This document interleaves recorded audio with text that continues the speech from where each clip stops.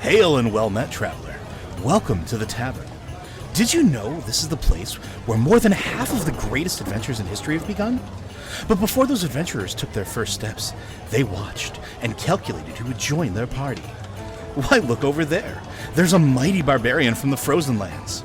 Strong, mighty, full of honor and wisdom. I happen to know that one. They go by Matt Rossi. And look over there to the right. That woman working away on her mechanical dog. She's cunning, witty, and I've seen her bounce more than her fair share of ne'er-do-wells out of here before I can even blink. I happen to know that she goes by the name Liz Harper. And me? Oh, my name's Joe Perez. And I'll be your tavern keep. Welcome to Tavern Watch. Hello and welcome to Tavern Watch, where we get together and talk about games that aren't exactly of the video game persuasion. Mostly tabletop RPGs and anything else that falls into that category. I'm one of your hosts. Oftentimes I can be found at a shop as a level 2 shopkeeper, Joe Perez, and with me are my wonderful co-hosts. First, she is 100% not actually an artificer, but I can only think of her in this manner. Liz Harper, how are you doing today, Liz? Doing good. And expert of all things that are dinosaurs, and I mean, if you ask him about it, I'm pretty sure he can make a dinosaur tabletop role-playing game. In fact, who knows? He might someday. Matt Rossi, how you doing today, Matt? Actually, while cleaning up my office because of the big move, I found the notes for my 3rd edition Lord of the Scale campaign, where you played intelligent various reptile races from D&D translated into various dinosaur relatives they might have been, and the basic premise was that the Permian end times extinction that brought about the rise of the various dinosaurs in the Triassic was actually caused by evil undead octopi creatures that were related to the orthocones, and they used trilobite slaves to try and destroy the world again by using the trilobites to go to various places in the earth and perform rituals that would draw like some kind of cosmic impact to destroy the world, and it worked.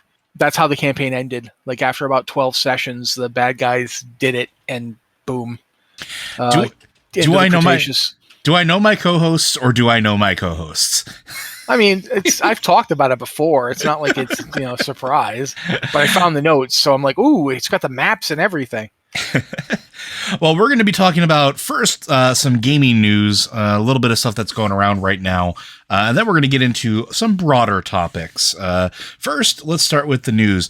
Journey Through the Radiant Citadel is going to actually be delayed. We have not heard why, other than production issues, which is actually a good thing. Now, the reason we bring or at least I think this is noteworthy in news, is the last several releases that have come out have been very highly anticipated books from Wizards of the Coast. Mordenkainen's Monsters of the Multiverse, Witchlight, and Van Richten's Guide come to mind. There was a ton of production issues in a lot of those books.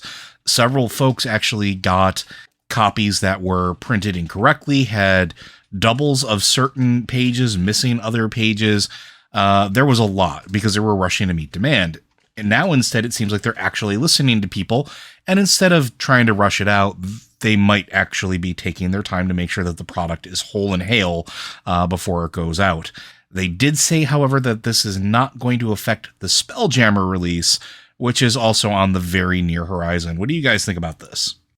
Well, one of the things I think is interesting is that when they bump back the print date, they've also bumped back the digital release date, which last year or the year before, they bumped back a print date and left the digital release date, which caused some drama from people like, oh, you want us to buy it digitally, and then we also have to buy it in paperback when it comes out. Mm-hmm. And it's like, And so now they've started bumping them to both be at the same time. And it's like, I understand the logic, but I also still wish I could get the digital copy because this sounds like a really exciting book. I also think that sounds like it's a damned if you do, damned if you don't scenario, right? Yeah, like you exactly. give the digital like they tried to do to try to make people happy, and then you get the pushback, or you don't, and then you get the pushback. Yeah, I totally get both sides on this one. What about you, Matt? It's a no-win situation. No win. Do you have any opinions on that, Matt? I think it's interesting that Spelljammer is not going to be affected. It makes me. At first, I thought this was probably because of the supply chain problems that have been plaguing everybody. I mean, everybody who publishes has been having problems getting books printed and released. That's just been what's happening. So I thought it was just that. But then they delayed the digital copy, as Liz pointed out, and we know that they just said Spelljammer is going to be coming out the same, like still as scheduled, and that's interesting. Like, I have a theory. What's the delay for? You talked about the various problems previous books have had. Like poorly arranged or pages reoccurring or just not where they're supposed to be. The last few books I've seen from Wizards have not had that problem. I mean, I didn't see anything in Theros. I didn't see anything in Tasha's guide. My Van Richten's collector's edition is printed upside down and backwards, just for okay. Oh God! But isn't that a Beatles and Grimm thing? No, that's a Wizards of the Coast. Like that is a in-house product. Okay, I didn't get the Van Richten's collector's edition, but the ones that I have not seen any problems in a while. So I don't know if they were just trying to make sure they don't have problems like the one you're talking about. I don't know if it's a supply chain issue. I have no idea. I am interested in thinking about what it means that we're still getting Spelljammer as scheduled. So I think, and I'm going to run this by you guys real quick, I think it might also just be the nature of the project, though, too, contributing to it. Because Journey Through the Radiant Citadel is a multi-author, multi-source production. So, like, it's a collection of adventures by other writers, I believe predominantly, like, POC writers, if I remember correctly. Entirely POC writers. Yeah. Yes. So, entirely POC writers, but I think there's an element of that as well, because not only do you have to go and get them, and Liz knows all about chasing stuff down from various authors. Yes. You have to get them, proof them, approve them, get them into get them into production for the book, get it cut with the graphic designers so that it actually fits into the book, and then get it printed. So I'm wondering if there's an element of that too. Spelljammer is an entirely internal product. Like all of the books that are coming out in Spelljammer are all internal writers. One thing, another thing that they announced delayed at the same time was campaign case terrain. I don't know what that is. Do you know what that is, Joe? So the campaign case terrain is literally... Okay, Wizards has been going out of their way to actually do things like be able to give you a battleground in a box. And this is actually a product that is very, very popular for tabletop playing, which is dry erase dungeon tiles in a grid. And so these are snap together tiles that are done in, I believe they're like 4 inches by 4 inches that puzzle piece together that you can dry erase with. They come in a case. That case also comes with markers that you can use for either tokens of varying size, medium, large, and gigantic.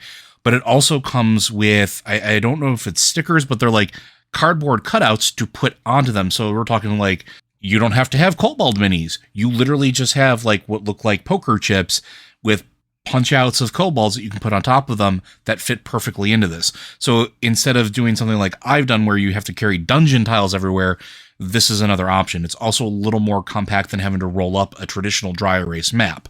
So that's what's coming out. I believe that's going to be $65 US at release date when it is actually out.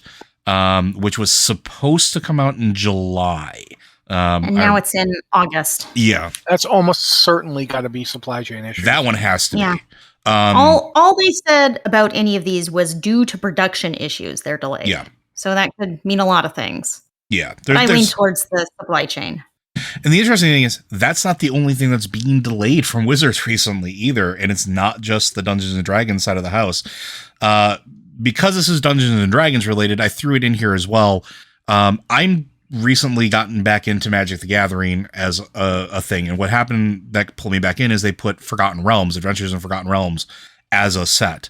The newest set that's being released next week is Baldur's Gate Commander Legends, and it's all of like all the dragons that they didn't include, all of the major story characters from Baldur's Gate, the video games, as well as any of the books that have been written and thrown out there.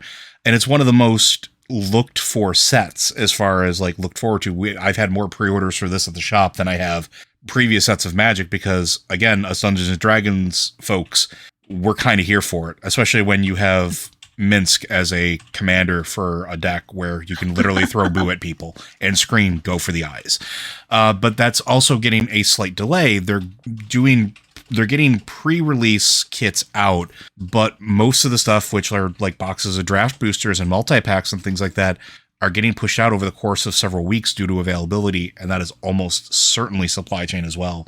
So it's hitting every aspect of what they're doing right now. So something to be mindful of. Now, it's not all bad news, and I wanted to talk about this because I think you guys might have a little more input on it. Did you see the new Unearthed Arcana that came out with all the different options revolving around giants?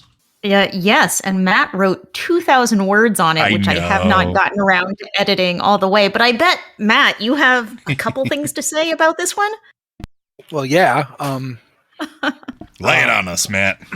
First off, one of the things I thought was really interesting was thematically the Rune Knight class from Tasha's. When it came out in Unearthed Arcana, I started noticing something. A whole lot of barbarians were suddenly taking a three level dip in a fighter. Previously, a lot of fighters would take a 3-level dip in a barbarian to get rage, but then they would go back to fighter for all the various things that the fighters bring along. Usually barbarian players would just stay barbarian because they want to get to 20 and get all the stuff that you get at 20. I mean, you never do. Usually level 15 is when most campaigns stop, but suddenly barbarians were taking a 3-level dip in a fighter, and they were taking a 3-level dip in a fighter to get Rune Knight. And that's entirely because Rune Knight basically has a free enlarge. Instead of having to have someone cast enlarge reduce on you or to constantly be chugging potions, you could just do it. It was part of the class. And that's what I was thinking about when I saw this, was that suddenly now you've got the barbarian, like Path of the Giant. I bet you're going to see very few people take a dip into fighter unless they're already playing a barbarian of a different specialization, because this does everything the Rune Knight does, but significantly better. Significantly better. And it works with rage. It's tied into your rage feature, so you don't have to use when you use your if you do the 3-level dip as a fighter or anybody else to get Rune Knight, you have to use 2 actions if you want to rage, because you have to rage and then you have to activate the giant growth, or the other way around. Both of them take bonus actions to use. So that's basically 2 bonus actions you have to burn to get yourself up to full strength. Now you will just have the 1 bonus action, and you'll get, because it'll activate your rage, which will activate all the giant stuff. So that was the first thing I thought of. The second thing I thought of was looking at the caster class options.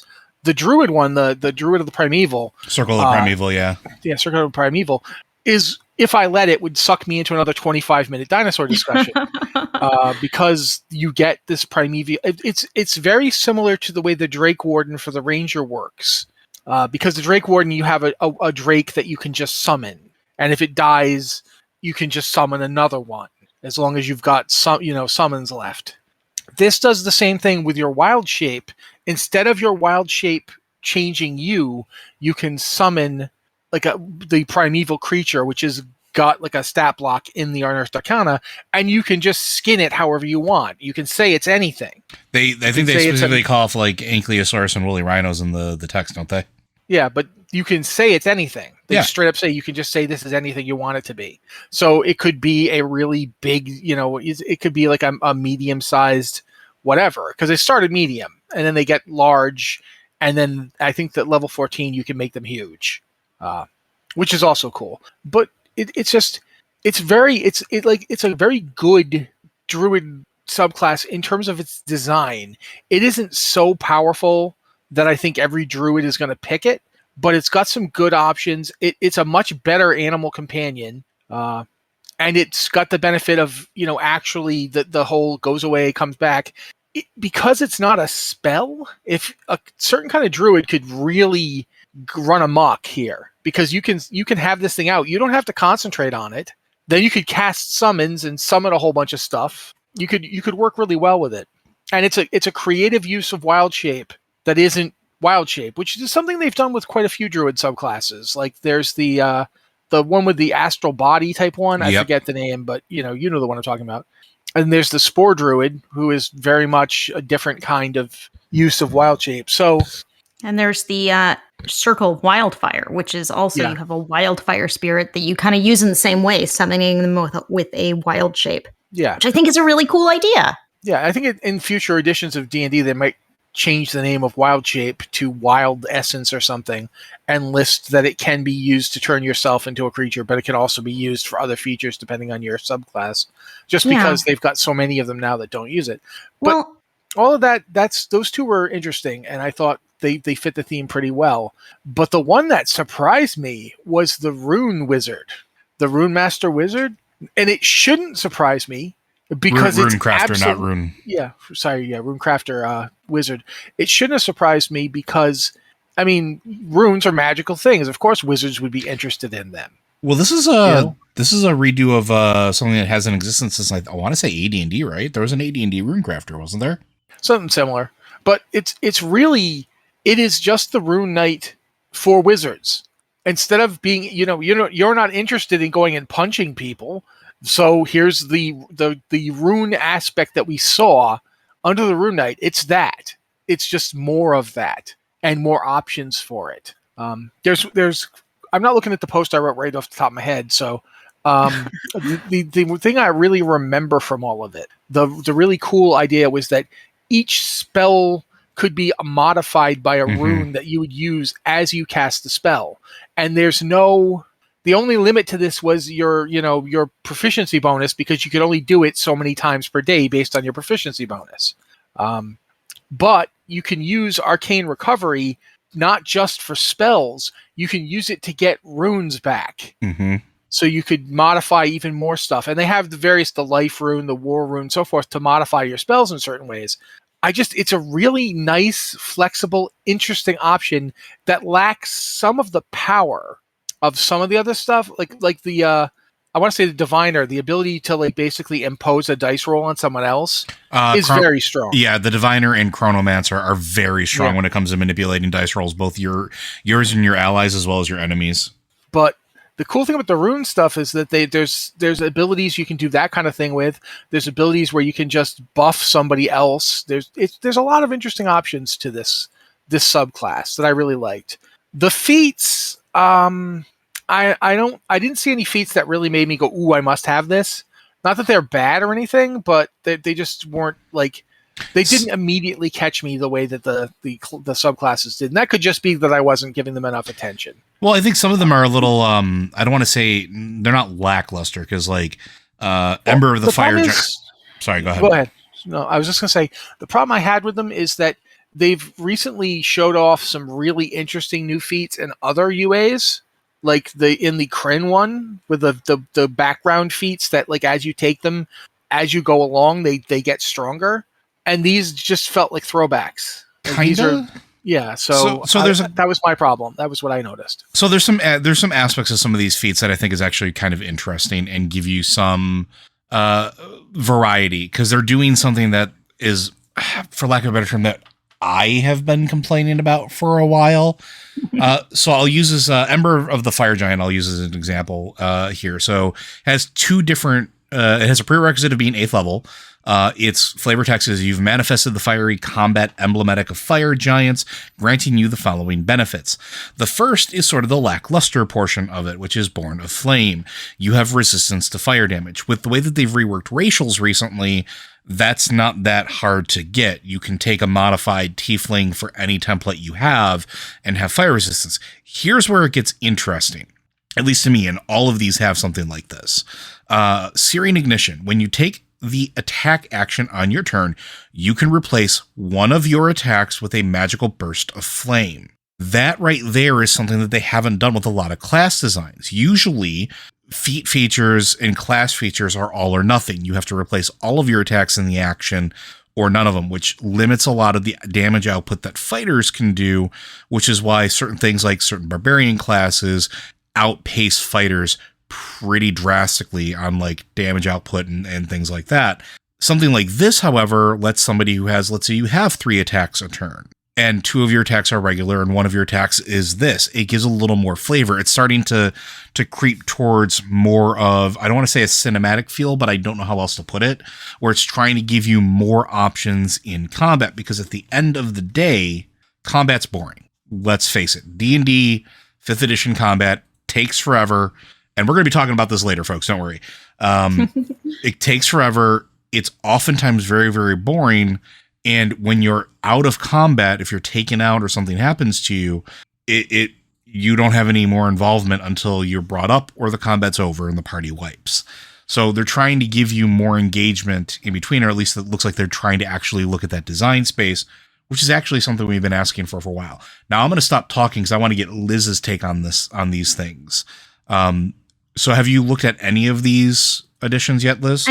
I mean, only on a surface level, really. I mean, I'm a big fan of druids, and so what Matt was talking about the druid forms and about the use of wild shape, that really interests me, because as druid, as a class stands, you go in and you either pick Circle of the Moon, I believe, which is the one that makes your wild shape like really, really, really strong.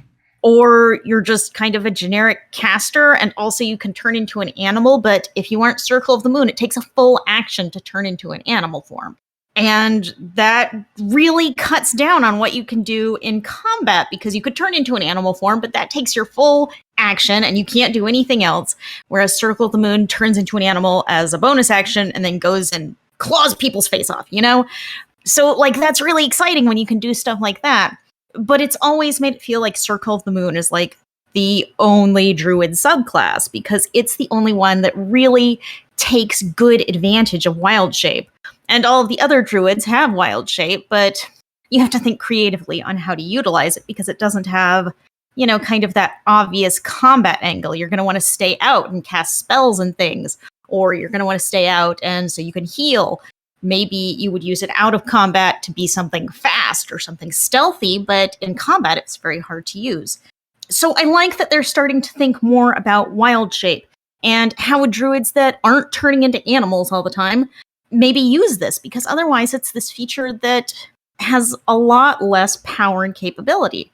So these are important things to think about, and I really like what Wizards is doing with all of the new druid subclasses we've seen in Unearthed Arcana, the ones we've seen make it into Tasha's, because you're kind of rethinking the power hierarchy of druids, and you're trying to make it so players can easily utilize every tool in their toolbox. And so when they have a combat round, it's not just every round, it's like, okay, I cast this. Or, okay, I turn into a wolf and bite someone's face off, you know? You have compelling options in different directions, and that makes combat more interesting across the board. If you have more options than just, okay, I cast magic missile. Next turn, okay, I cast magic missile. Next turn, you know? Yeah, and I think that's one of the, especially with like Mordenkainen's Monsters of the Multiverse, is a really good example of how they're trying to like update things to make them more engaging or give players more options. And I actually applaud them for it. And if this Unearthed Arcana is a small showing of things to come, I'm here for it. Because I'm 100% all about more player options. And this is something I know I try to do in my games when I run them, is I try to reward people for creative uses of what they already have, but also giving people stuff that already does some of those things for them or gives them more options out of the box. It's always going to be better, at least in my opinion. Anything else to add to that before we move on? No. All right. A couple other quick tabletop news items before we get into the big topic for this week. I got another tabletop news item, though. Okay, go for it. This weekend is PaizoCon, and this year, first thing to mention is that PaizoCon decided to do a hybrid thing where they've got a full virtual con and they're doing a live con at the same time. That's a really good idea for any convention. Basically, kind of similar to how the last couple of BlizzCons went before they shut it down, where they were amping up their virtual aspect. It's sort of like if you had BlizzCon Line happening during BlizzCon instead of it. So that's one thing. But the other interesting thing is they announced a whole bunch of stuff they're releasing for Pathfinder and Starfinder. One of them is the Treasure Vault Rulebook, which is basically just how to do new kinds of magic items. How it's bringing in magic items that didn't make the cut from Pathfinder, first edition, and it's adding the Alchemist's class. It's giving the Alchemist class more stuff they can do. So it's basically the Loot Pinata book, which I like those kind of things as a DM because they give me ideas, but I can understand why some people don't like them. But they're also doing the Lost Omens Impossible Lands guide, which is cool because it's just different setting places. They're also basically going to do the collected version of Fists of the Ruby Phoenix, which was the Pathfinder Adventure Path from last year, the martial arts one. That's a complete collected edition of it. I'm actually really looking forward to that. Yeah. They're also going to be doing several other adventure paths as hardcovers, although they don't know exactly when for these. Abomination's Vaults is going to get done, and they're thinking about releasing Fists of the Ruby Phoenix for other games. We know that Abomination Vault is getting a D&D 5e adaptation, so Fists of the Ruby Phoenix might get one too, which I think is pretty cool. Apparently there's already a PDF version of it available from their stuff. They've already made it available. Wow, cool. Complete with maps and everything else. Wow. Okay. So they announced this today, so that's pretty impressive that they already have the thing out. But yeah, so basically stuff that they're putting out a bunch of different stuff. The Dark Archive rulebook is coming. There's going to be a new adventure path called Gatewalkers. That's a 3-parter. So fair amount. The Starfinder Drift Crisis Case Files book is basically 3 short mystery adventures in one book. Kind of similar to Radiant Citadel, but just 3 adventures that are longer. So yeah, various stuff that they're going to be releasing. The Adventure Path stuff, it feels like Paizo has basically decided we're leaving money on the table here by only putting stuff out for Pathfinder. And we have the thing about Paizo is they have some of the best adventure paths. The adventure path thing that they do, some of their adventure stuff, it is really good. And you can absolutely run a whole campaign of it, and really should. And I think with the Pathfinder video games that they've put out so far have kind of proved that, because they basically just take the adventure path and adapt it to a video game, and that's it. That's all they do, and it's because it's all they have to do. They don't have to really tinker with it much. So I am interested to see if they're going to keep doing the adventure paths for D&D 5e. If they're even thinking about adapting them to other games, because you might as well. Yeah. But we'll see what goes on with that. I am, however, really, really curious to see when Abomination's Vault gets its 5e. I don't know if that's out yet, is it? No. Yeah, when that comes out, I'm interested to see how it does, if people are interested in picking it up. Yeah, that's the one place I think that 5e has kind of fallen by the wayside here. They've done a couple of big adventures, and they tend to put adventures in their source books and stuff, but there's no real big support adventures afterwards. They did the Storm Giants thing and the Rise of Tiamat back at the beginning, but I can't really think of anything since the Baldur's Gate one. Rime of the Frost Maiden, kind of. Rime of the Frost Maiden was a big one, yeah. Yeah, and we're gonna get the Radiant Citadel one, but that's a fairly small drab of adventures compared to like the old days. So I'm interested to see if the adventure paths become popular among players. I actually think that has something to do with it. And this is, you actually, before I move into the thing, because this is related to that, Liz, I know you're not a huge Pathfinder person or anything like that yet. We'll get you, don't worry. But do you have any thoughts on anything that Matt brought up? I am afraid not. I am interested in seeing the Pathfinder adventures come to 5e. And it's not that I have anything against Pathfinder. It's just 5e is what I know and understand best. So, one of the hardest parts of getting anyone, including myself, to play new TTRPGs is that it's a different system. There's a learning curve. And not all systems have like really strong toolkits to help people get started. Like D&D obviously has D&D Beyond, which will handle all of your character creation. You don't have to do any math or think about things. You just pick some options and you can go. And that's it. I know Paizo is working on one for Pathfinder. I don't know if it's out or finished yet. And of course, and of course, there's one that's going to come for the Avatar TTRPG as well. And those tools are so important. You know, it's hard to get into new games without them. Yeah, I was just talking about that today with a couple of people that are at the shop that are really excited to start playing D&D, but showing them D&D Beyond and like having their eyes light up like, wait a minute, if I have the book and this, like, it'll help me do everything. That's a huge lowering of the barrier. Oh yeah, massive.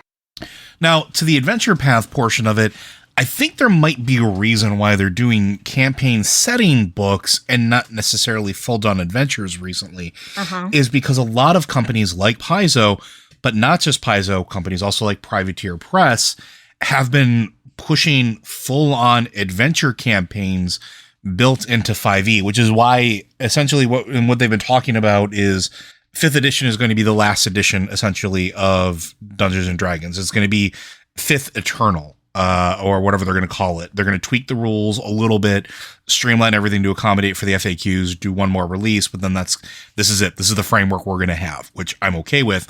But like Privateer Press is taking their Iron Kingdoms game, which was based off of their 2d6 / 3 or 4d6 system, which was complicated for newbies to sort of understand and really get into, and taking that steampunk aesthetic and converting literally every portion of it to 5th edition and releasing those. They just released like a huge source book. They're about to do a whole another one. Go for it. The fact that Iron Kingdoms is doing that, because the Iron Kingdoms started as the Witchfire trilogy of adventures published for 3rd edition. Yes, it did. And the first Iron Kingdoms books were all 3rd edition books. That then they went on to become a tabletop game that rivaled Warhammer 40K. Yeah. And now it's coming full circle. Yeah, it's just fascinating to me. But I think that's what they're relying on, I think they're relying on third-party creators to make those large adventure paths. Even with some of the new books that have been coming out, it's really encouraging homebrewing. It's really encouraging creating your own adventures. It's really encouraging you developing your story and world, but using set pieces that they give you as anchor points.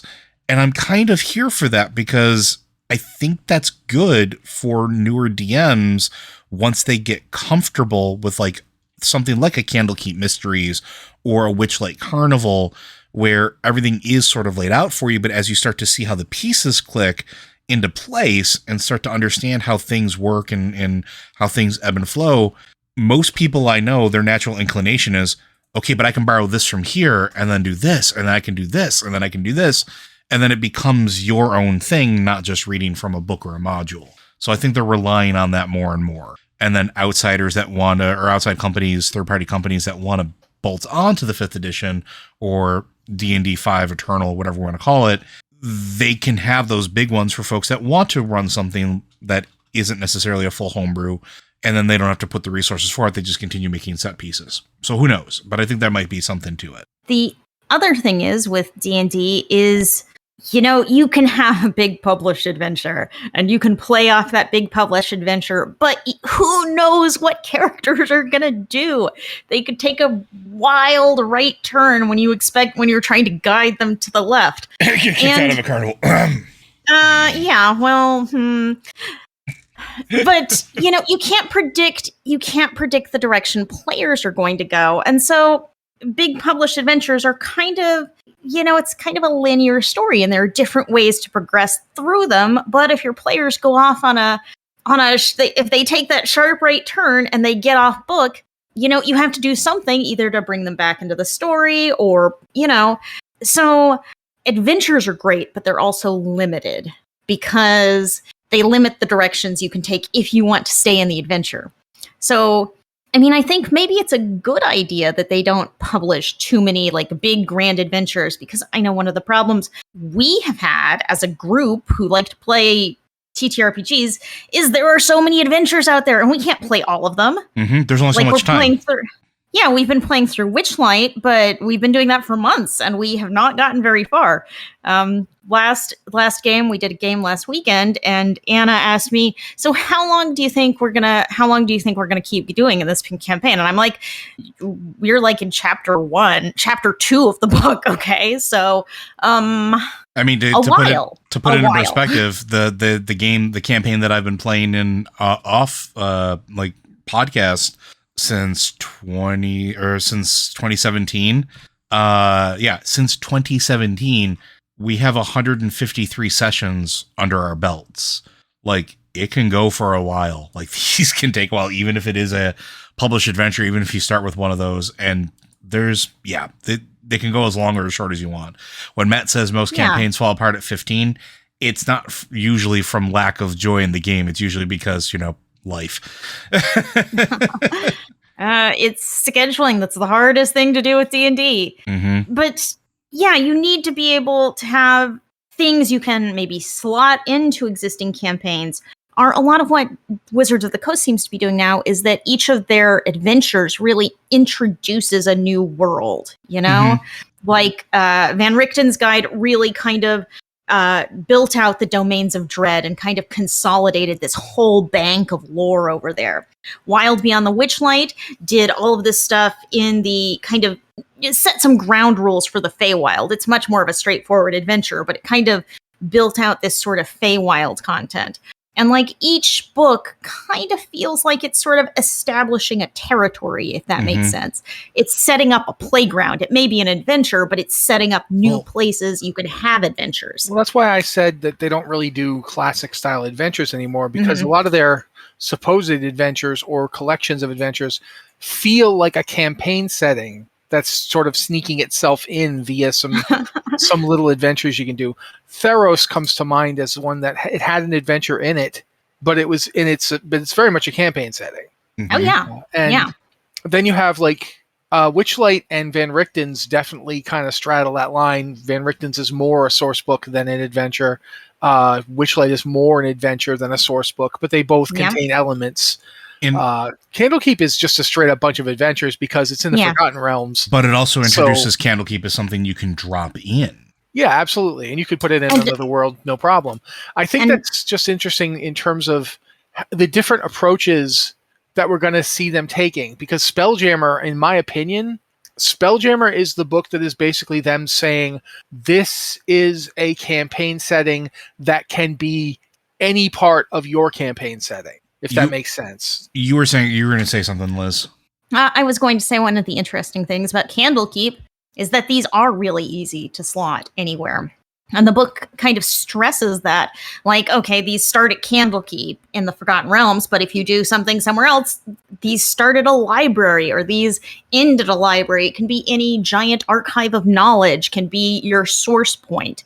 So, I mean, that's something that's great about these adventures. There are lots of features you can kind of drag and drop into your own world. There are ideas you can steal. And that was always true. That was always true. Oh, I can grab this thing from this adventure and put it into my own homebrew campaign just because I think it's cool.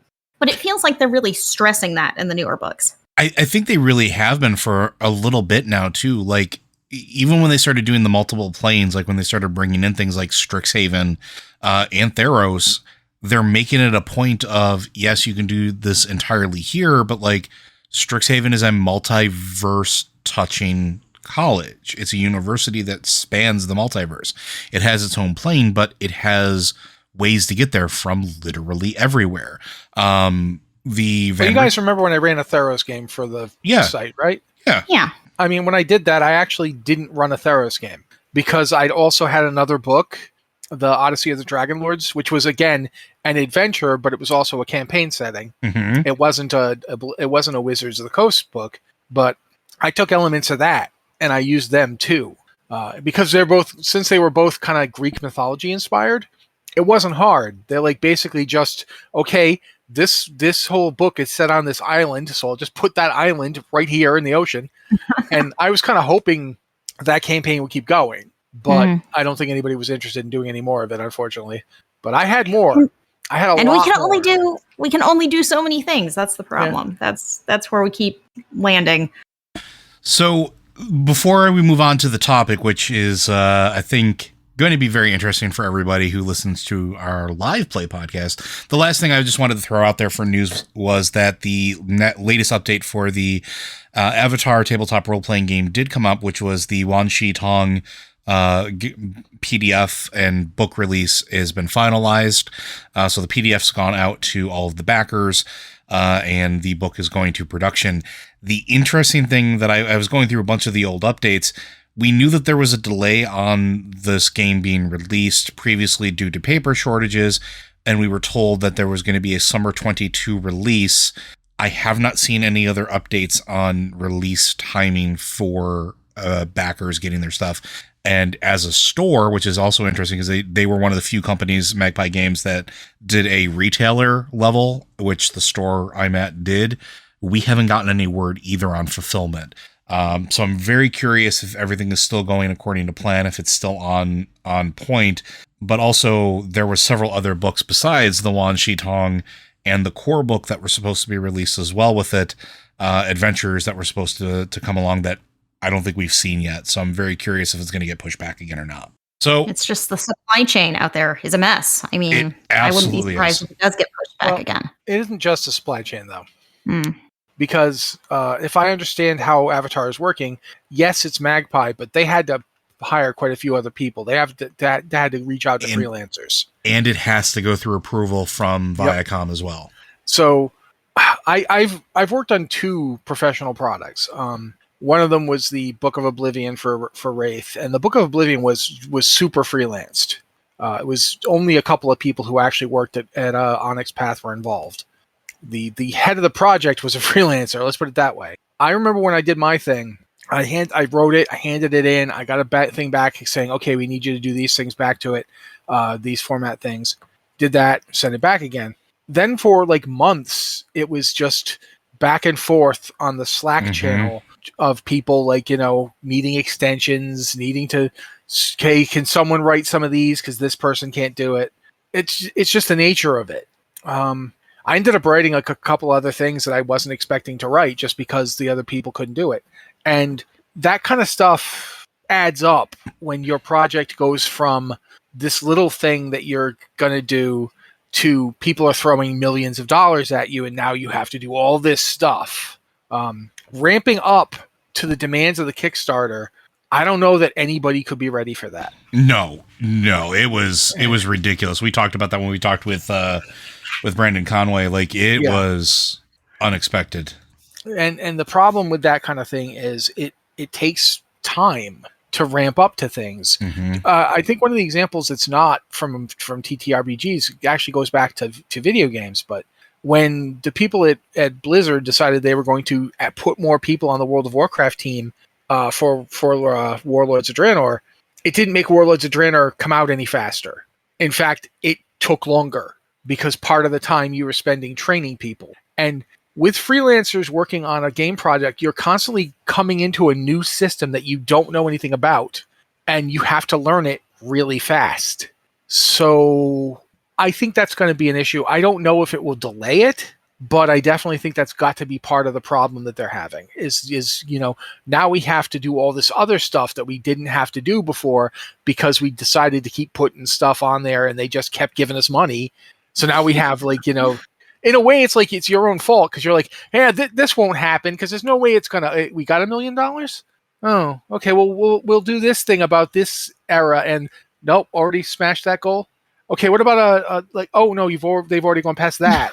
Okay, like when you get to $9 million on an indie game company, it is a lot of milestones to hit. So I do think that's got to be part of it. I just feel like that's got to be a contributing factor to why stuff is not coming out when we would want it to. Yeah, and I'm mostly this is expected, right? I'm just mostly surprised that we haven't heard anything about further extending it out, which again, while not ideal, I understand and would be okay with personally. So yeah, but the problem is they're probably still, like as you mentioned, they also have to go to who actually owns this? CBS, Viacom? Viacom. Viacom. Yeah. So they have to go to Viacom and say, For everything. hey, yeah, we want to do these characters, this story, and Viacom has to sign off on it. And I gotta be honest with you, I don't think Viacom has put like a ton of people on the approval process because, come on, it's a tabletop role-playing game. They probably have like one poor, overworked licensing person who has to go over all this stuff and approve it. So you're not wrong. Issue. Well, speaking of issues, we recently had a fun time. As Liz pointed out earlier, we have been playing through the Witchlight campaign as part of a live play for our podcast section here. Liz, would you like to maybe give a brief description about what happened? Because, oh man. Yes, and for anyone who has not listened yet, and I don't think Dan has posted the podcast publicly because he's been swamped this past week. If you have not listened to our latest Wild Beyond the Witchlight game and you don't want spoilers for it, you should turn off right now. And because we're going to talk about the game sort of in depth and kind of, how the sausage is made here. Ready? Have you left if you weren't going to listen? Yeah? Okay. So, last session, everyone died except for Matt's character. And it's interesting. We had a big combat encounter planned since they landed in this realm of the Feywild. They landed in Hither, this realm controlled by a hag. Not a very pleasant place. And they have been hearing about this group of bandits that's been tormenting all of the residents. So last session, they finally ran into the leader of this group of bandits, Agdon Longscarf, and they had this big fight. And of course, you've got Agdon, who's a pretty powerful guy himself, and then he has lots of little bandit minions. And the party got overwhelmed pretty fast, and I was actually surprised because I expected... everyone's kind of like really overwhelmed challenges in the past, even though folks are pretty low level, only level 2 right now. Y'all have really figured out interesting ways to tackle things in this game and other games to like overcome challenges that seem like they would be beyond you. And I figured everyone would get this as well.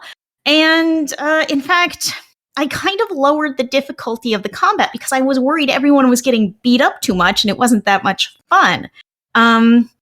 Because there was a trick. Now, Matt and Joe, do you mind if I go into the trick?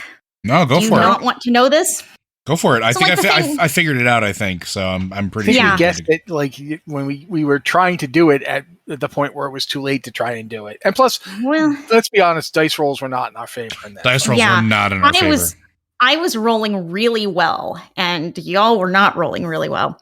So the trick is, Agdon is actually a lot of bluster. He's very blustery. He's powerful, but it's a lot of bluster. And he wears this scarf that is like magically attached to him through some, through reasons. He is stuck to this scarf. The scarf is stuck to him and cannot be destroyed. And if you grab the scarf and hold on and pin him down, like in a very short time, he will just give up and be like, no, please, let me go. Like a very short time, he will just give up because that's who he is. He's all bluster, not a lot of strength. He's only interested in fighting when he has the upper hand. And if you got him to that point where he was like giving up, his followers would have been like, wow, you are not the guy I thought you were. What's all of this? You're this big, strong bandit leader. And they would all bail on him. And in the very beginning of the fight, Joe's character grabbed the scarf and had it. And I figured, oh, well, this combat is just it's gonna be over before it's even started because Joe made the smart move, grabbed the scarf, and is hanging on.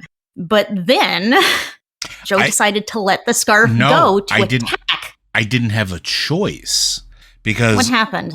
In order to attack, I have a two-handed weapon. I have to use both hands. Yeah. But you made the decision to attack instead of to hold on to the scarf. Yep. That was the thing. You could have held on to the scarf. If you had done that, combat would have lasted maybe a round, maybe 2 rounds, unless he managed to escape, which maybe he would, maybe he wouldn't have. So yeah, and after you dropped the scarf to make your two-handed attack, no one else grabbed for the scarf for like a really long time. Andrew's character tried to shoot the scarf, but the scarf is like something that can't be injured or destroyed. So that really didn't do anything. And just no one, after that first bit, no one really went for the scarf until it was like beyond too late. Like people had started dropping because there were all of these bandits swarming you, and Agdon's very powerful with a multi-attack. And the blinding attack too. The brand is very, very good. Yeah, when he hits you with his branding iron, you can't see him. He becomes invisible to you. So that's very tricky. He has some big tricks up his sleeve, which help him win fights. But I did pull a few punches there.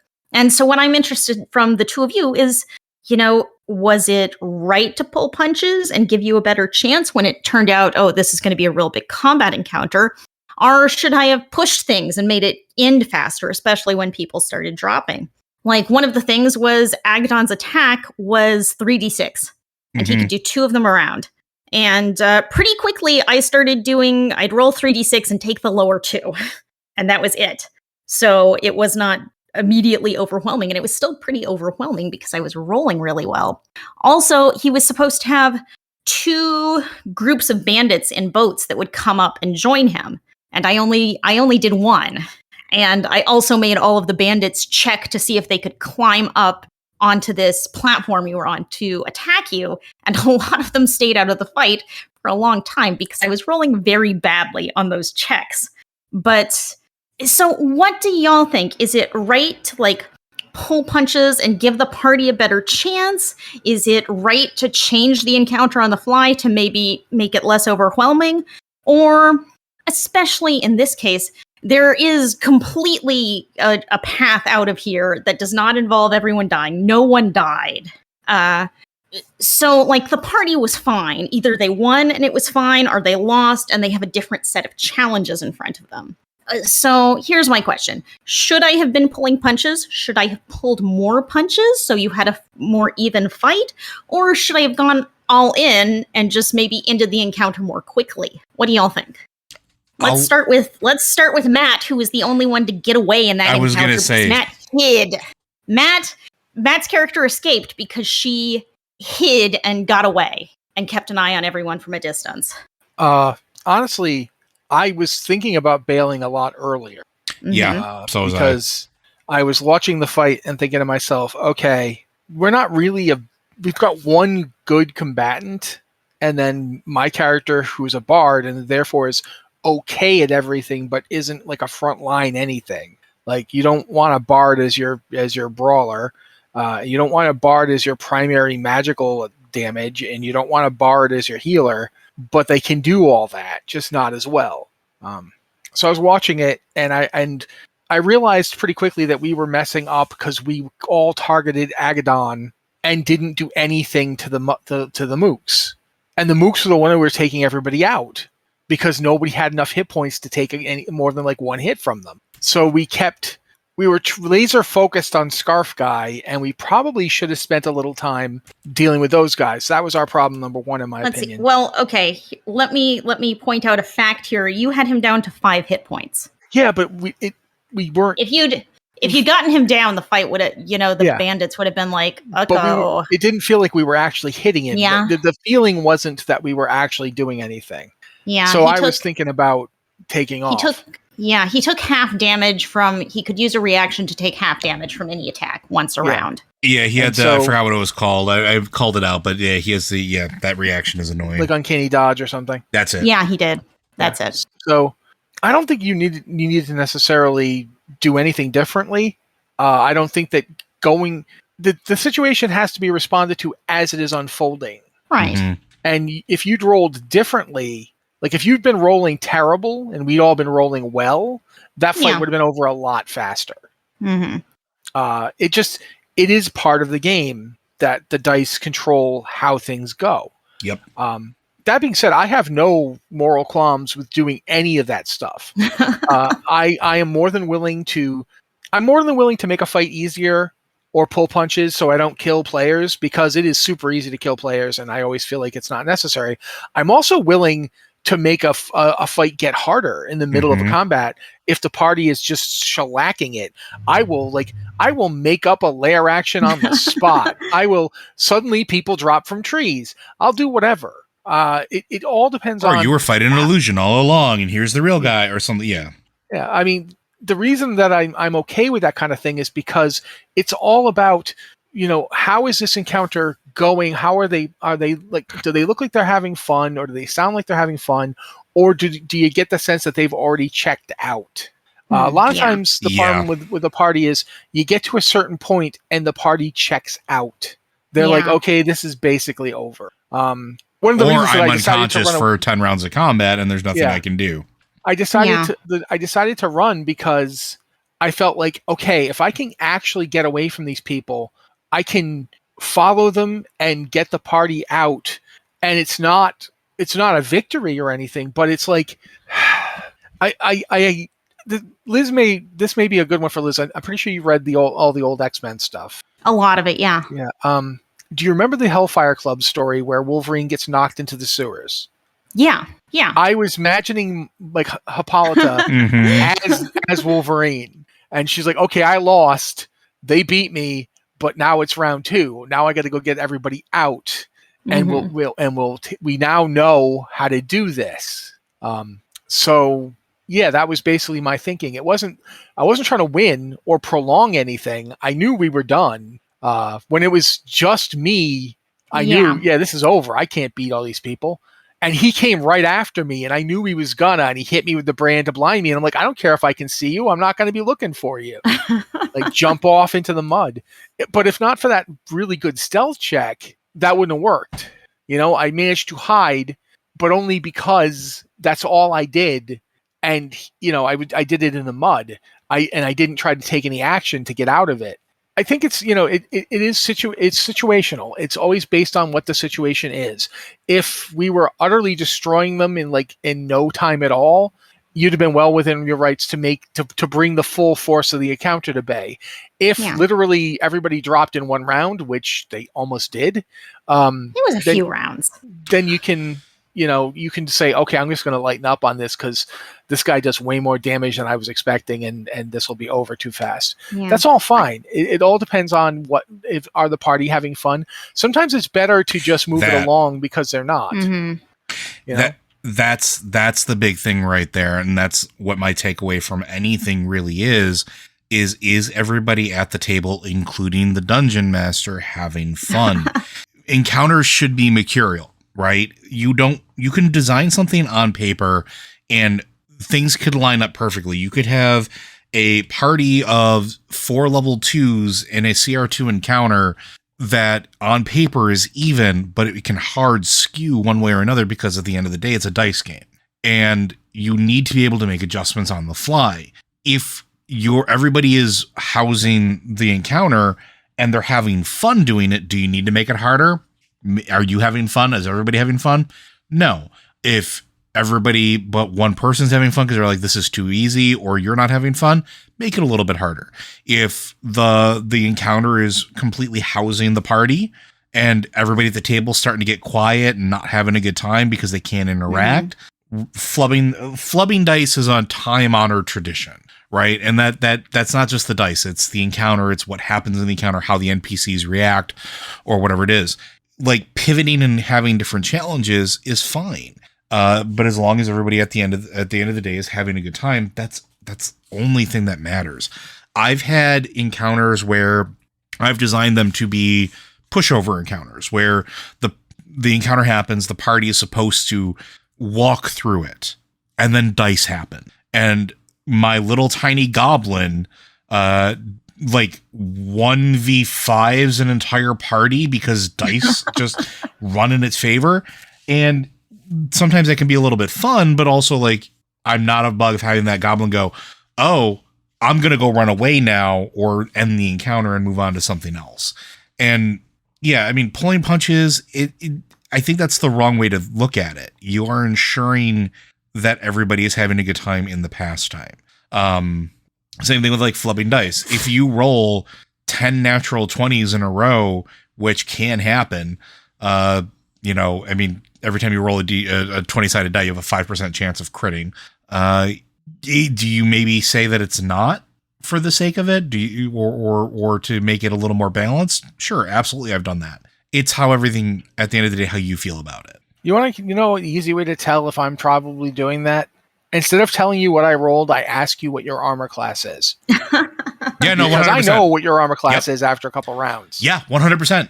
That's an old habit, man. Yeah, if I ask you what your armor class is, and then I go, okay, that'll probably hit, but you never hear the number of the roll, it was almost certainly a crit. Yep. Because I don't like to crit the players. I feel like crits are something only the players should do, because the opponents have so many advantages already. I'm controlling all of them, so I know exactly what I'm going to make them do. Can they respond more? Oh, go ahead, Joe. I was going to say, can I give a really good example of a creature that is in the game with rules that I refuse to use that just got released? They just updated Astral Dreadnought, one of the only natural things to exist in the Astral Sea. It's in Mordenkainen's Monsters of the Multiverse. If it crits with any attack, it automatically severs a player's silver thread. What a silver thread is, it's the thread from your astral projected form that goes back to your mortal body. If that thread gets cut at any point in time, you die. That's it. Make a new character. There are no death saves. There is no you get shunted out of the astral plane. You die. This thing gets 3 attacks a turn plus 2 layer actions, 2 legendary actions per turn that are attacks. If any of those 5 attacks crit, which is again is a 5% chance, the player character dies regardless of how many hit points they have. As long as they're there with the astral projection wise. As long as they're there astral projection wise, which is the most common way for them to get to the astral plane, right? Like, I would never use that because that's not fun or fair. Like, there's nothing the players can do at that point. Literally nothing. That's not good. That is a creature designed to kill parties, and a lot of those exist in D&D. So yeah, like flubbing dice or saying, yeah, it wasn't a crit. I'm on Matt's train. I don't think, unless it makes cinematic sense, players should be the only one that are critting. I agree. Yeah, I honestly feel like having a character controlled by me crit you and kill you. I mean, I've done it. I've had NPCs or mobs get crits, but I'm always, when I do it, I'm like, okay, where are we in this fight? What's the situation? Will this change things in any way? Like, where am I going with this? Mm-hmm. Like, because in the end, I'm trying to tell a story, but I'm trying to tell a story with you guys. It's your story. It's the story of your characters doing things and having lives and adventures. And while I am not 100% opposed to killing PCs, especially if the PCs feel like they're just wordlessly begging for it. But it should mean something. It should be something, right? There should be something attached to it that makes it iconic. If the player just doesn't want to play this character anymore, I always encourage this. If you want your character to die so you can play something else, I will come up with a really awesome death for them. Yeah, exactly. And we will work on this thing, and you will have an incredible send-off. I told you guys about the time that I was denied my heroic death in a one-shot. Yeah. You're barbarian? Yeah. Like, I wanted to die heroically. The party wouldn't let me. Like, sometimes that's okay, but yeah, but my point is honestly, just, I don't want to just kill you. Like, I don't want your character's story to end until you want it to end, if that's at all possible. I don't, because you all guys all have backstories. Mm-hmm. Yeah. And to loop it back to the original portion of it, Liz, you handled it very well. Like, that was one of those encounters where I actually looked it up in the book after we were done, because I was like, I have to see what this is. He is not a CR2 encounter. I went through his stat block and I looked at what the encounter was designed for. That's a CR4 encounter. I think they mistyped it. Yeah, because it does say 2. Yeah, it is not. It is not a CR2 encounter based off of his stat block. His stat block alone. CR in 5th edition is very much like, it's weird. It's a suggestion. Sometimes it's a very liberal suggestion. Yeah, but he's getting class abilities that are 3rd level or higher, like Uncanny Dodge. Classes don't get that until 3rd level. He has evasion. Classes don't get that till 3rd level. He is at least a 3rd level character based off of his stats. And then he has the minions on top of that, which pushes it up another rating. Like, I literally did the math in the reincarnated Cobalt Fight Club without the names, because Cobalt Fight Club has like this encounter in there, but it follows the book. It is a CR4 encounter on anything that calculates difficulty. You handled that really well. Yeah. You could have killed us without batting an eye. Were losing. Yeah. When it became obvious we were losing and we were going to lose, you shifted gears without really shifting. I think Joe and I noticed because we're used to seeing it. Yeah. But I don't think Anna or Andrew did. And if they did, they didn't say anything either, because like us, they realized, oh, well, this is about the best you could handle this. Because they could easily have just, once we all went down, it's just one attack to kill you. Oh, yeah. Yeah. If you want to actually kill somebody, they're on the ground in front of me, I stab them again. Done. Yeah. I mean, it wouldn't immediately kill you, but you'd fail 2 death saves. Right. It's dangerous. Yeah. So, yeah, I don't think you really had anything to worry about there. In terms of if you wanted to get it over faster, sometimes that makes players fight harder. Like if they feel like they're getting steamrolled, they'll start really going for every crazy idea they ever had. And you never know when you're going to suddenly see the dice turn. Yeah. So I don't feel like it's necessary to be like, I got to put them out of their misery. Let's see where it goes. And you did that really well. And we ended up getting to where we were going. Yeah. Yeah. And that's a takeaway for everybody at home. We talked about this before, like having that rule 0 conversation or the session 0 conversation, having to decide what type of game you want. There are groups that, like, I have had groups that have been people that were like, I want you to try to kill me as hard as you can. Like, I've had parties literally ask me to do that for certain things because they want to test their ability to think around what I can do to them. But we aren't that type of group. Liz is not that type of DM. And so, like, and I'm not saying this just to hype you up. You did a very good job, and I was very impressed with how you pivoted and how quickly and naturally you did it. It's something that newer DMs struggle with because a lot of folks, and again, this is advice for people at home, remember that things in books are guidelines. They are not. Yeah, exactly. I was just going to say that. So many DMs get stuck in the book says thing. Yeah, absolutely. But at the end of the day, you have to make that decision. Sorry, please go ahead, Liz. Yeah. One of the things that I did or was prepared to do was, I brought Agdon, kind of the main antagonist, in first. And then he had 2 boats of bandits that were, out in the water coming that direction. They were the ones playing bagpipes, if you... Yep. So, and I had 1 boat come up but I waited around for that to happen. And then I made all of the bandits in the boat roll to see if they could get up out of there. And a lot of them did not. And I had that other boat out there that I was like, okay, if they steamroll this, I can bring in the other boat. But I just, did not happen. So I was kind of prepared to adjust the difficulty, and it was based on what was in the book. It's just like, okay, we're going to bring this one in first. We're going to delay the next one and kind of give players a chance to do stuff. I think I gave y'all like an initial round before we rolled for initiative. Yeah, did I do that or not? No. You gave us 1 action because yes. Because he was being he was doing the villain thing of gloating he showed up and kind of did a dramatic reveal, like, because every we all felt that villain ever. Because again, we failed our perception checks and our passes weren't high enough to catch him when he was right behind us. Yeah, it's funny. Everyone in the party, every single player in the party has a passive perception of 14. So it's like, if there's something like, okay, the person with the highest perception sees this, it's like, okay, well. So, go ahead, please. But I went into this, prepared to adjust, but I was surprised by how much it overwhelmed you and how fast.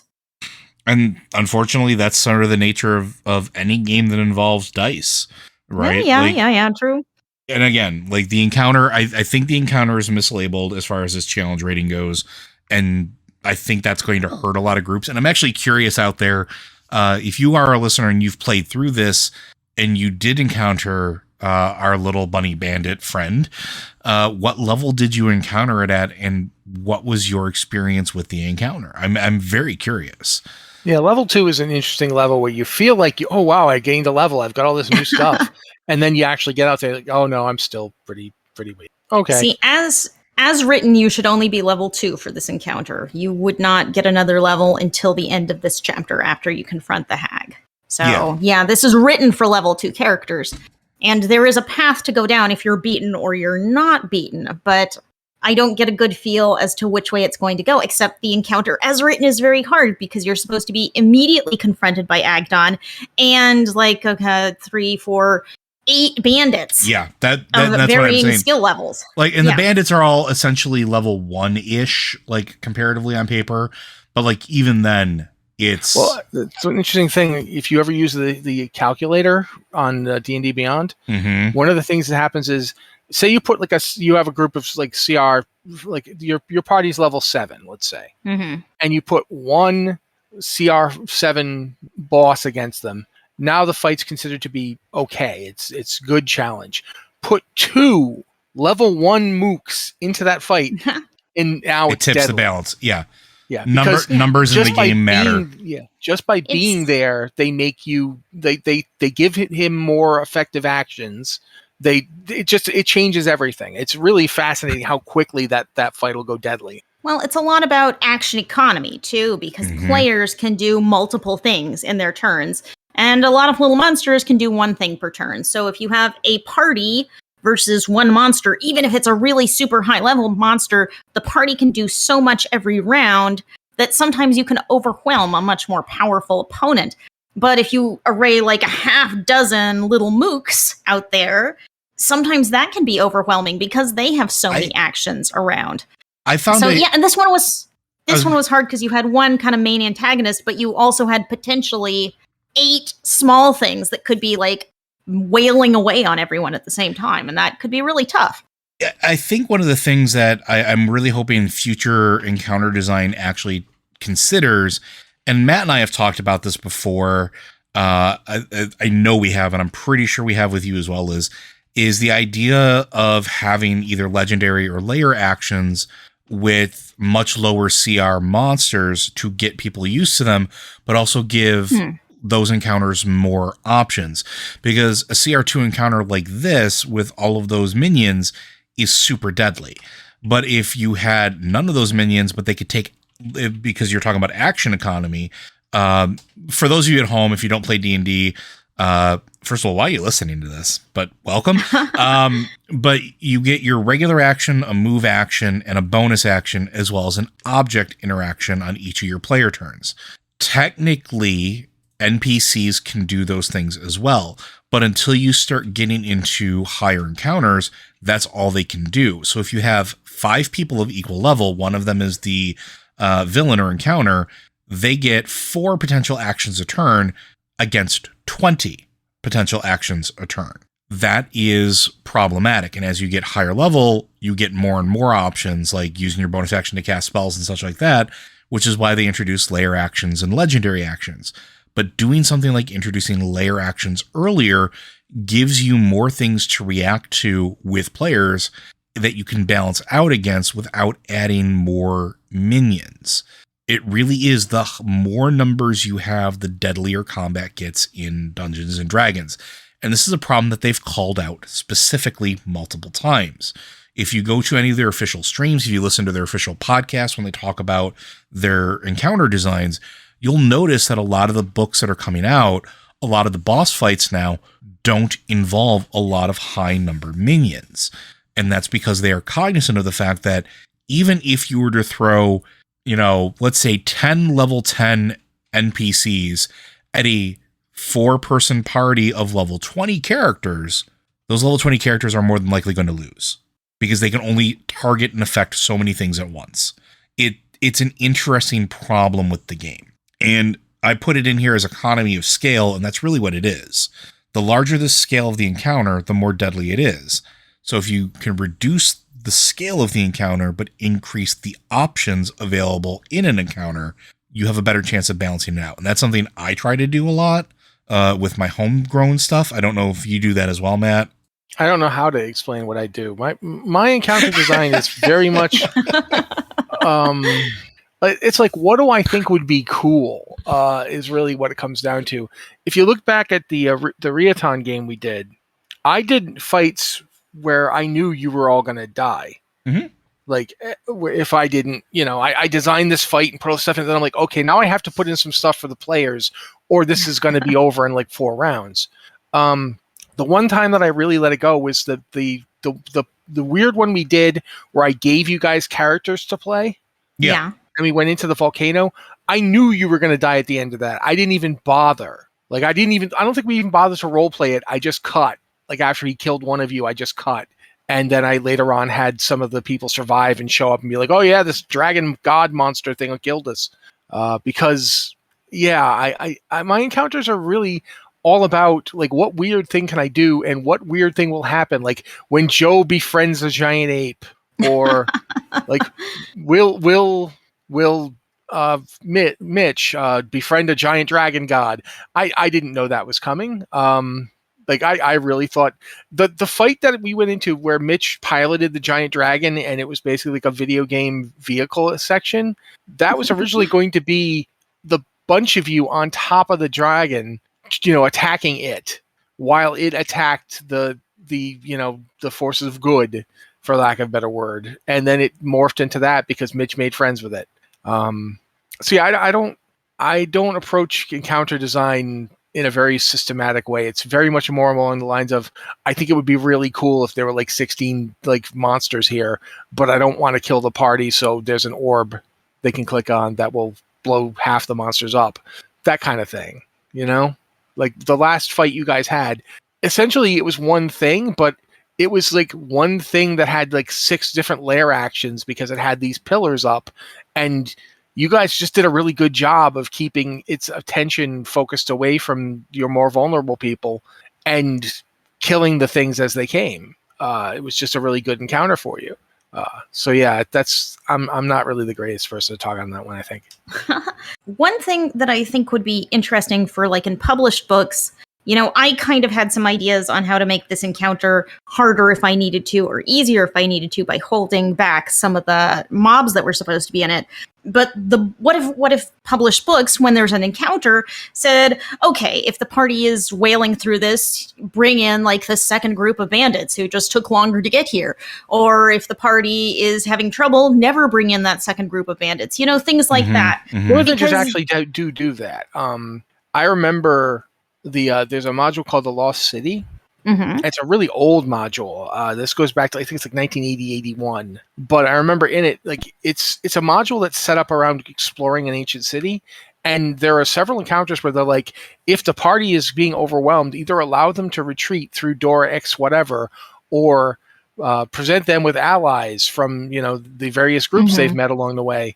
And if the party is having too easy of a time of it, instead of a ghoul in that chamber, it can be a white with a paralysis touch. So there are some modules that have done that. I think it is a good idea. I would like it if more modules did that, because you never know. Also, I do think random sequitur, because you brought it up, but I love the Lost City. There is a company out there called Goodman Games that is taking all of those old adventures and converting them to 5th edition. Like, literally in production now. They got all the rights to do it. So, like, they did that. The Barrier Peaks is out. Isle of Dread is out. Like, they're doing that. And that has existed in their publications for a long time. So I'm glad, like, they keep doing it, but also don't be afraid if you're running these things at home to make further adjustments. That is always on the table. I just imagine that new DMs, if it's not in the book, like, you're tempted to just, this is what the book says, I must follow the book. Mm-hmm. But D&D, the more I play it, and certainly the more I DM it, it feels like D&D is all about the adjustments you make based on the situation and based on your party, because who knows what your party is going to do? You'll always come up with weird and surprising things that the book never considered. Well, yeah, it's like, when we were doing the Candlekeep game, there were like multiple times where, like, one of the characters would just do something and it'd be like, what just happened? So yeah, Absolutely. I think back to that day, that adventure every time where we ran into that like weird Lamaya cult and just left after we'd solved the problem. Like, don't make any more of these books. The books are bad. Okay, we won't do that again. All right, later. Just left them to go back and try and resurrect their weird cult leader. And we're like, whatever. Yeah, for Job everyone accomplished. at home. For everyone at home, this was a game we just played for fun off stream from Candlekeep Mysteries. And yeah, like half of the adventure is tracking down this like evil book thing. And the other half is like figuring out what to do with this. Matt calls it a cult, and I won't argue with that because they never saw the last half of the story because they just said okay and walked away. So yeah, you never know what a party is going to do. Maybe if that was an ongoing campaign, I would have put that, kind of made a right turn and put that in front of you again. And if we continue that, I still might because, in the world we've built, okay, that group is still out there somewhere in the world and they're still doing things. You just don't know. You walked away from it. And maybe in the future they would be hostile to you. Maybe they would be friendly to you, but you don't know. They're still out there somewhere. But you never know what a player's going to do. Never. That is the truth, right? Like we talked about this, I think, in one of our first episodes. If it wasn't the first one, it was definitely the second one. You can never plan for everything your players are going to do. Even if you think you know what they're going to do, wrong. They're not going to go to that magical city, or they're going to take that cask of wine that is very clearly not wine, especially with all the hints you're giving, and pour it in a sarcophagus where it has ritual holes in the face. For whatever reason, they're going to do this thing despite the fact that they know they shouldn't. It's always going to be the case.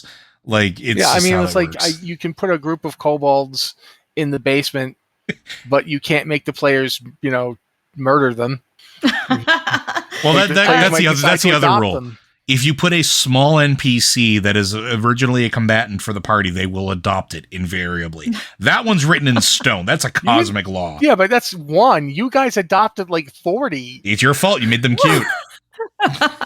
You have 40 kobolds living. You made them cute. Yeah, there's 40 of them down there. Yeah, if anyone wonders what we're talking about now, it's the Weirs game that Matt and Joe are running, which, has taken some interesting right turns as well, in part because Matt decided to give us a deck of mini things. Just because. Yeah, I've always wanted to, and I haven't in a long time, so. Whatever. Like I said, I tend to run games in a somewhat chaotic fashion. I tend to be the Chaos Gremlin DM. Joe is much more of a lawful neutral DM, I think. I am 100% lawful neutral. Yeah. Yeah. Whereas I am very much chaotic neutral. Sometimes chaotic good, mostly chaotic neutral. All right, but is there anything else you guys want to talk about or bring up before we call it a day here? I think I'm going to say we need to call it a day because I do still need to be packing up my house. I'm moving, guys, while we're filming this, recording this. But. All right. Well, then, folks, I do want to thank you for joining us here. Blizzard Watch and all of our podcast productions are made possible due to the generous contributions at patreon.com/BlizzardWatch. Your continued support means this podcast site and community is able to thrive and grow. Blizzard Watch supporters enjoy exclusive benefits like early access to the podcast, better chance at having your question answered on our podcast, or the queue in an ads-free site experience. For those of you that have listened to the end here, we do have some things that we are working on in the background to expand potentially things we do with the tabletop and figuring out what we're doing for games that are going to be upcoming. We know that there is going to be at least another Witchlight game coming up very, very soon. So if you're interested in that, there you go. We are currently working on the Weirs as far as that goes. I am supposed to be taking over as a DM. Matt and I are coordinating. Since Matt is moving, it makes it a little more difficult, but we will get there. And if we can't do Weirs, we are talking about other things that we can do instead. So if you have something that you maybe like us to do, or a genre, if we don't do the Weirs, let us know. I'd love to know. And you can let us know at any of our various channels, such as podcast@blizzardwatch.com. You can go ahead and throw us there. Or if you are a Patreon supporter, you can throw it in Discord and we'll be there looking for it. With that, Even folks, if you aren't a Patreon supporter, throw it in Discord. We have a D&D chat channel in Discord. Hit us up. Absolutely. But with that, folks, we'll see you next time.